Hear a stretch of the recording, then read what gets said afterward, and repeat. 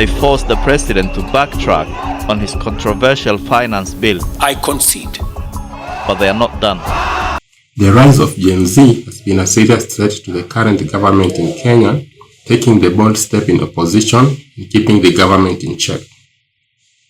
With their know-how in technology and fast grasping technological advancements, they also go ahead in tactics and making sure that things are done in order.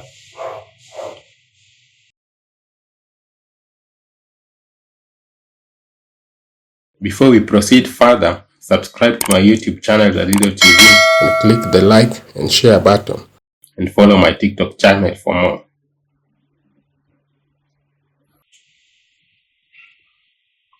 Two years later, after the Kenya Kwanza government got into power, the Gen Z have been vocal so much about their rights after noticing that nothing was happening, especially in the area of development. Activists such as Morara Kevaso has been on the forefront revealing undone projects across the country, from bad roads to poor stadiums, making Kenyans to know more about poor promises from the current government. I'm at a place called Kapkogorwa, and here we have this project under the Ministry of Water, Sanitation and Irrigation. This was for the Kabarnet Town sewerage system, together with the expansion of the water supply system so as to complement the Kerandich Dam and water supply system for Kerandich Dam. So this is the sewerage treatment plant that was supposed to be built here at Kapkogorwa. The whole project, together with phase 2 of Kerandich Dam, was supposed to cost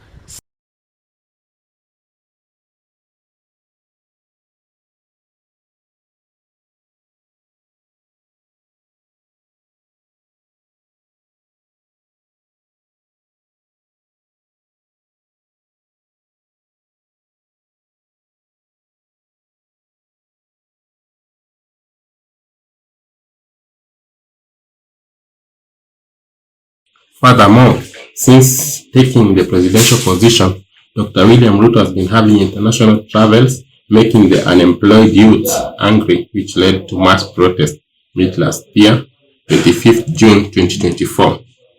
Most Kenyans feel dissatisfied by the current regime in power. Therefore, after a long time of suffering, they had to protest, led by vocal youths, under the hashtag Occupy Parliament. The impact was so powerful that the president made a change in his current cabinet. President William Ruto has unveiled a list of 9 more nominees to his cabinet. Among those nominated by President Ruto include 4 close allies of opposition leader Raila Odinga. Ruto nominated John Mbadi as Cabinet Secretary for National Treasury, Opiyo Wandayi nominated as Cabinet Secretary for Energy and Petroleum, Wycliffe Oparanya nominated as Cooperatives and MSME Development Cabinet Secretary, while former Mombasa Governor Ali Hassan Joho has been nominated as Cabinet Secretary for Mining and Blue Economy.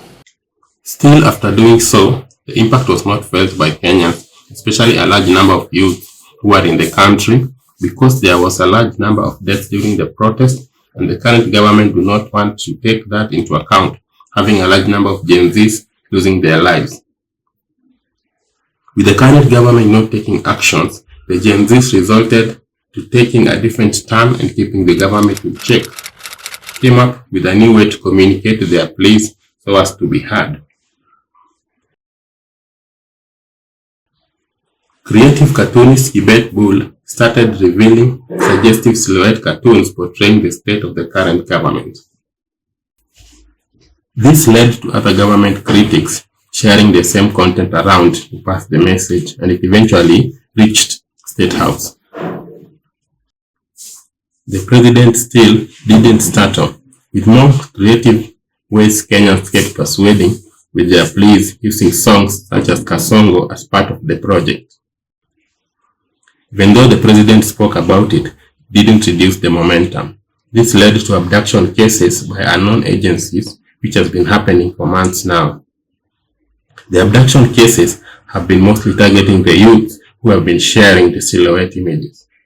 Now, in yet another incident of abduction in the country, a family in Ngong, Kajiado County is living in fear after their kin, 24-year-old Bernard Kavuli, was kidnapped at a petrol station in Ngong town on Sunday evening by 4 armed men.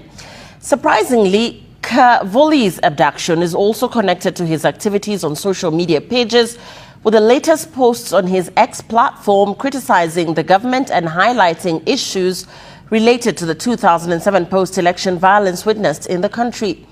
Kavuli was abducted a day after Peter Muteti and Billy Mwangi were also kidnapped in similar fashion by 4 armed men in Uthiru and Embu, respectively. The trend of abduction has been continuing for months, forcing Kenyans to respond, and therefore they resulted in dealing with the abductees. Because since the president said action will be taken, nothing has been done regardless of the situation being constant in the country. The abduction incident took a different turn even after the famous cartoonist Debate Bull was abducted. Kenyans started using artificial intelligence software to produce photos of the president in a coffin, thus further caused anger to the president. Tunasukuma internet in every ward katika Republic of Kenya. Na hiyo internet tunataka nyinyi kama vijana mtumie kusoma digital jobs, kupata nafasi ya digital commerce, muweze kufanya biashara, muweze kufanya kazi, mujisimamie, na wale wengine ambao mnatumia hiyo internet ati kwa matusi, kwa kufanya mambo maovu, mimi nawaambia wazazi na sisi wote na jamii kwa jumla tuwasaidie hawa vijana wasitumike vibaya, wasitumiwe kufanya mambo ambayo hayana maana ya matusi. Hata wengine wanaweka watu katika makaburi wakitumia mambo ya internet. Mimi nataka niwaambie hawa vijana, tafadhali, hiyo mambo ya kuweka watu kwa makaburi, leo mnaweka viongozi wa siasa, kesho mtaweka viongozi wa dini, kesho mtaweka wazazi wenu, kesho kutwa mtaweka ndugu zenu, na baadaye.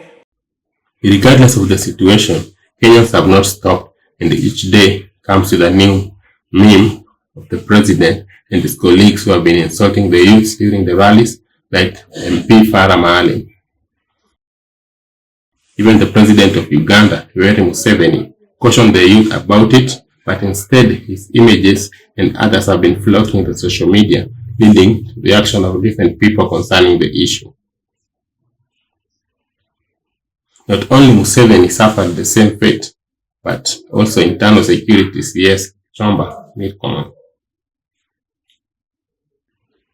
When asked, the Gen Z representation on one of the popular media gave an explanation of what is happening in the country and all this hullabaloo that is causing such frenzied reaction within the youth of this country. The young reverend was responding to a question as to why the young people in the country are not disciplined. What Reverend has to say about this. Reverend, are the young people in discipline? When they are not, and I want to agree with her when we are asking who exactly has the bar to say, or the standard to say that we are being indisciplined. And the DP starts by saying that we need mentorship. And I want to look at who are our mentors. Is he and Joho supposed to be our mentors? How can they show us what vice is and then demand virtue from us? It is impossible. The young people are a result of the general society and the community. And so if the young people are indisciplined, it is a very clear mirror of what the society is, because basically it is monkey see and monkey do. And so we are just doing what they have taught us to do well.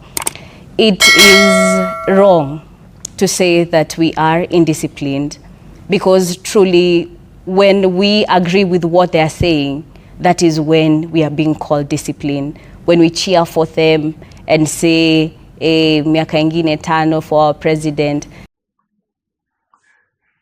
What do you think about the level of indiscipline in the country? Is it from our leaders or from our youth? Leave your comment and keep in touch with Radido TV.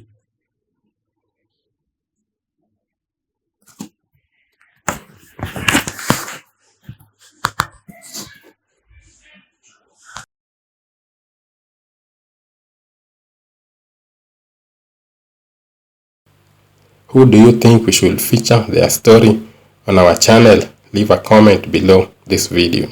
Remember to subscribe, share and like our content. Subscribe Radido TV and follow my TikTok account Radido TV 254 for more interesting stories and controversial and trending news. See you on the next episode.